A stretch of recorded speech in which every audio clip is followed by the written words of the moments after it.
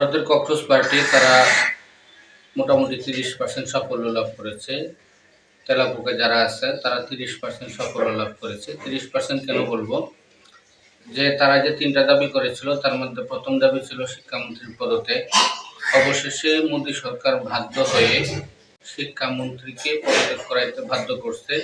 বহিষ্কার করে নাই, কিন্তু শিক্ষামন্ত্রী নিজে নিজে পদত্যাগ করছে, অর্থাৎ সরকারই বলছে যে তুমি পদত্যাগ করছে। এটা তাদের জন্য একটা প্লাস পয়েন্ট এবং সামনে আন্দোলনকে আরো সুশৃঙ্খল এবং গতিবিধি করার জন্য এটা একটা সুন্দর সাফল্য তাদেরকে বয়ে এনেছে। বাদ বাকি বিভিন্ন মিডিয়ায় বিভিন্ন কথা আসতেছে। কেউ বলতেছে যে তারা আন্দোলন চালিয়ে যাবে, আবার কেউ কেউ বলতেছে কোনো মিডিয়া বলতেছে যে না, আন্দোলন এখনকার মতো এখানেই শেষ।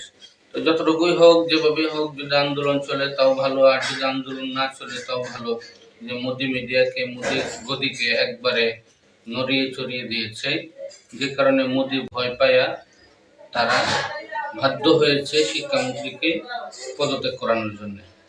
বাকি আরো সংস্কার যেগুলো আছে, মুসলিম নির্যাতন সহ আরো মসজিদ মাদ্রাসা ভাঙ্গা, তারপরে খ্রিস্টানদের গির্জা ভাঙ্গা এবং সব ধর্ম পালনে বাধা দেওয়া। যদিও নিরপেক্ষ রাষ্ট্র, কিন্তু সব ধর্ম সেখানে পালন করা যায় না। শুধুমাত্র হিন্দুত্ববাদী ধর্মই বা হিন্দু ধর্মই সঠিকভাবে পালন করতে পারে।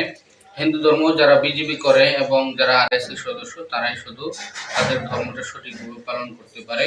কিন্তু অন্যান্য দল যারা করে, কংগ্রেস, তৃণমূল কংগ্রেস, তারপরে যাদব সহ অন্যান্য পার্টি যারা করে, তারাও তাদের কাজ কামগুলা সুন্দরভাবে পালন করতে পারে না।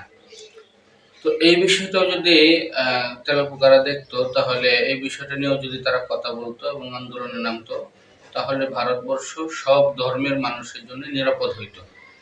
এটা আশা করি অচিরেই হবে। তারা যেভাবে রাস্তায় নামতেছে, যেভাবে আন্দোলন করতেছে, আশা করি অচিরেই এই বিষয়টাও হয়ে যাবে। এই বিষয়টাও তাদের নজরে আসবে এবং তারা এটা নিয়ে কথা বলবে। আর আমাদের দেশ, বিশেষ করে আমাদের দেশ থেকে অনুপ্রাণিত হয়েই কিন্তু ভারতের ছাত্ররা মাঠে নামছে এবং তারা সফল হয়েছে। প্রাথমিক অবস্থায় তারা সফল হয়েছে। আরো যত সমস্যাগুলো আছে ভারতের, আশা করি ছাত্রদের হাত দিয়ে সফল হবে। যদিও মোদি এই যাত্রা বাইসে গেছে চালাকি করে, কিন্তু ভবিষ্যতে যদি নামে তাহলে মনে হয় না যে তারা বাঁচতে পারবে বা তারা তাদের কাঙ্ক্ষিত লক্ষ্য অর্জন করতে পারবে।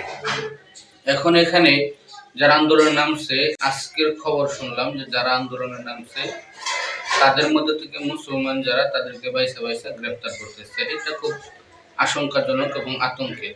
মুসলমানদেরকে মোদি এমনি দুর্বল করে রাখছে, তারপরেও যদি এইভাবে গ্রেফতার করতে থাকে তাহলে এটা খুবই আশঙ্কাজনক, খুবই আতঙ্কের। আল্লাহ তাআলা ভারতের মুসলমানদেরকে হেফাজত করুন।